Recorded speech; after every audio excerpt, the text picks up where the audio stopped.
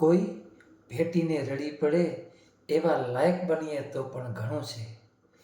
કોઈ ભેટીને રડી પડે એવા લાયક બની તો પણ ઘણું છે. કોઈ ઉદાસના અંતરમાં જંતર વગાડી શકીએ તો પણ ઘણું છે. કોઈ ઉદાસના અંતરમાં જંતર વગાડી શકીએ તો પણ ઘણું છે. અરમાન એવા નથી કે મુમતાજ પાછળ તાજ બનાવી શકીએ.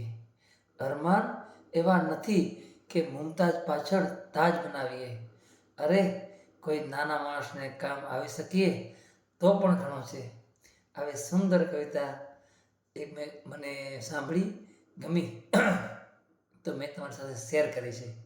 હવે એક નાનકડી વાત, જે મસ્ત વાત છે, મને બહુ ગમે છે, તમારી સાથે શેર કરું છું. હું તમારો મિત્ર ભરત પટેલ.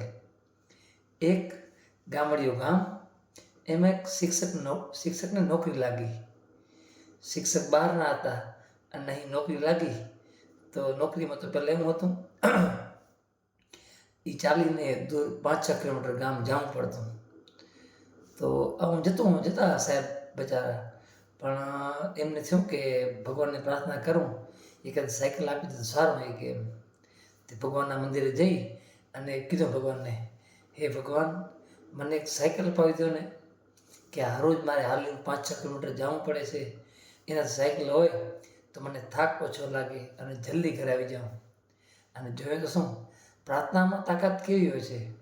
સાહેબે સાથે દિલથી પ્રાર્થના કરીને ભગવાનને, તો ભગવાને કીધું કે આપી વાલે સાયકલ એના ઘર કને સાયકલ આવી ગઈ. પછી સાયકલ હરોજ સાહેબ સાયકલથી જાય, સાયકલથી આવે. આમ 5-6 મહિના 8 મહિના હાલ્યો. પછી વરે સાહેબનો વિચાર આવ્યો.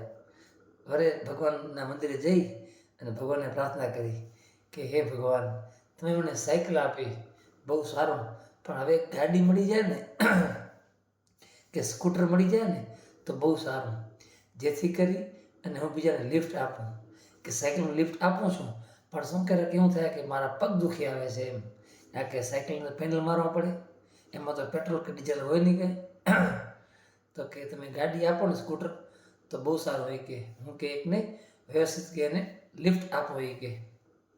ભગવાન કને પ્રાર્થના કરીને ભગવાન કે આપી, તને આપી ગયો. ખુશ થઈ ગયા ભગવાન તો, કાંઈ વાંધો નહીં. કારણ કે જે બીજા માટે માંગે છે ને, બીજાને મદદરૂપ માટે માંગે છે ને, તો ભગવાન સહાયતા જરૂર કરે છે. તો ગાડીઓ સ્કૂટર આવી ગયું. સવારે સ્કૂટર ઘરમાં આવી ગયું. પછી દરરોજ સવારે સ્કૂટર લઈને જાય, સ્કૂટર લઈને આવે. વચ્ચે કોઈ માર્ગમાં હોય ને કે ભાઈ અમારે હાલવું છે, તો એને કોઈ ના પાડતા એમ લઈ જતા.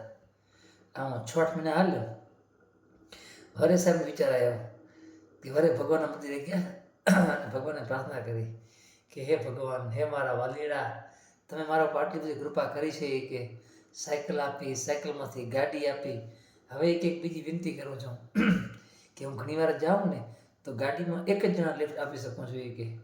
પણ ક્યારેક ઘણીવાર કોઈ તડકામાં કોઈ નાના માણસ હાલતો હોય છે, દૂર અને જવું પડતું હોય છે, તો લિફ્ટ આપી નથી શકતો.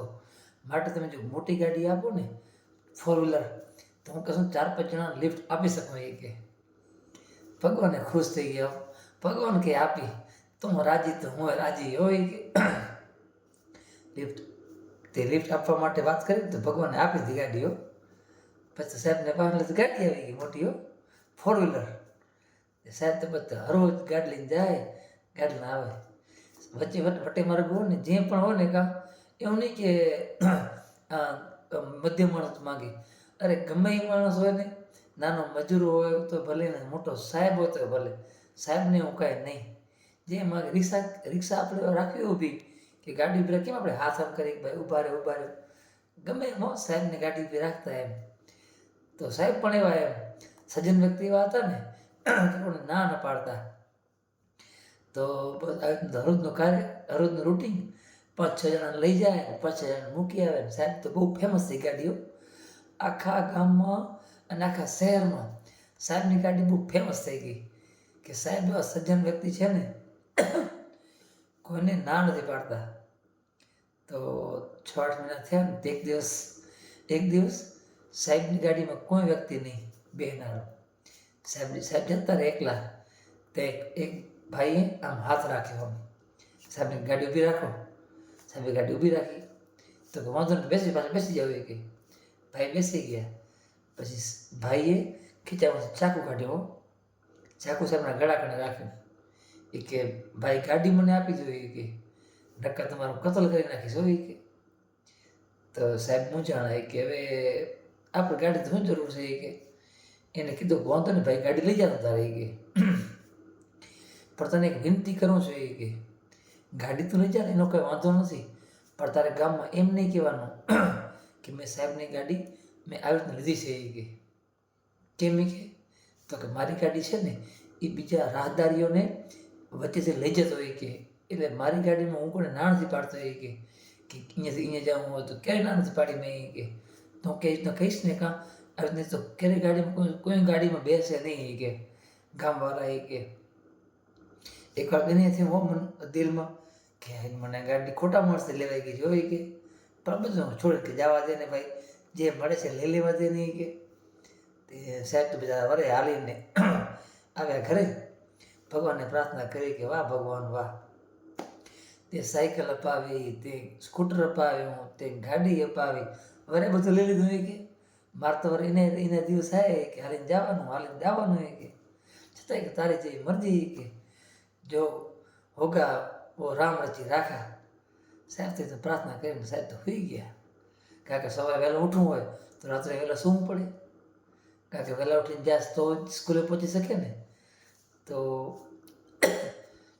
જે ભાઈ ગાડી લઈ ગયો હતો ને, એ તો આમ ગાડી શહેરમાં લઈ જતો રહ્યો. તો પોલીસવાળાએ ગાડી ઊભી રાખી, સીટી મારી. તો એ કે ઓહો, સાહેબની ગાડી તો લઈને જશો? એટલે એ કે તો સાહેબ એ કરી ગયો શું? એ ગયો હવે આગળ ગયો ને ગેરેજવાળા કને, ગેરેજવાળા ગાડી વેચવી છે. એ કે ઓહો, એ કે સાહેબની ગાડી લઈને તો વેચવા આવી ગયા. એ કે આમ 4-5 જગ્યાએ ફર્યો, ક્યાંક હોટલમાં નાસ્તો કરવા રોકાઈ ગયો હશે. તો કે વાહ, સાહેબની ગાડીમાં લઈને તો કે નાસ્તો કરવા આવે. કે શું વાત છે? એ કે આમ વાત કરીને એને મનમાં એમ થયું કે સાહેબની ગાડી કેટલી ફેમસ છે. એ કે સાહેબે કોને ના નથી પાડી. કે અને એ વ્યક્તિ હું ગાડી લઈ આવ્યો. કે મનમાં બહુ મને પશ્ચાતાપ થયો કે ભાઈ ગાડી તો મૂકી આવી પાછી. 2 દિવસમાં તો ગાડી પાછી મૂકી આવ્યો. સવારે જોયો સાહેબ તો જોયું તો ગાડી સામે.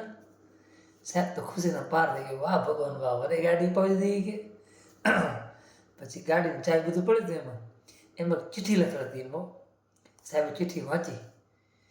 તો ખરેખર છે ને, જે માણસ સજ્જન હોય ને એના સાથે ભગવાન હોય છે. જે દગાબાજ હોય છે ને એના સાથે ભગવાન નથી હોતા. પણ સજ્જન વ્યક્તિ હોય ને, જે બીજાનું હિત જોવાવાળો વ્યક્તિ હોય ને, એના પાસે ભગવાનનો હાથ હંમેશા હોય છે. ચિઠ્ઠીમાં લખ્યું હતું કે એ સાહેબ, તમારી ગાડી છે કે આ તો કોઈ મોટો રાજમહેલના રાજકુમારની ગાડી છે? કે જે જોવે એમ જ કહે છે કે સાહેબની ગાડી નીકળ્યો, સાહેબની ગાડી છે આ તો. કે મારાથી બહુ મોટી ભૂલ થઈ ગઈ કે મેં તમારી ગાડી લીધી ગયો, મને માફ કરજો. એ કે સાહેબ તો ખુશીનો પાર ન રહ્યો અને ભગવાનને મનમાં પ્રાર્થના કરે કે વાહ ભગવાન વાહ, તમારી લીલા પણ કેવી છે. એ કે એટલે બસ આમાંથી એક નાની શીખ લઈ કે આપણે છે ને હંમેશા સજ્જન બનીએ. કારણ કે સજ્જન સાથે હંમેશા ભગવાન હોય છે. અને એ ભગવાન છે ને દયા કરે ને તો બધા આપણને છે ને આપણી આજુબાજુમાં હરખી રીતે રહી જાય. તો બસ આપણે સજ્જન બનવાનો પ્રયાસ કરીએ. હું અને તમે, એવું નહીં કે હું સજ્જન છું. મીઠું મોઢું તો કેટલાય બોલી શકું, પણ છતાં મારામાં કેટલાય પાપ હોય છે. પણ છતાં બસ હું પણ એક સજ્જન બનવાનો પ્રયત્ન કરું છું. અને તમે પણ તમને યોગ્ય લાગે ને સજ્જન બનવાનો પ્રયાસ જરૂર કરજો, જેનાથી ભગવાન રાજી રહે. અને ભગવાન રાજી રહેશે ને તો આપણે ક્યારેય અંતરથી દુઃખી નહીં ક્યારેય. બસ તો આવી એક સુંદર મજાની રચના તમને રજૂ કરી. અને તમને પણ જો ગમી હોય તો આ વિડીયો લાઈક કરજો, શેર કરજો, સબસ્ક્રાઈબ કરાવજો અને આગળ વધુમાં વધુ શેર કરાવજો, જેથી આ વાત બીજાને પહોંચે અને કોઈ વ્યક્તિ સજ્જન બનવાનો પ્રયાસ કરે. જય શ્રી રામ, હર હર મહાદેવ.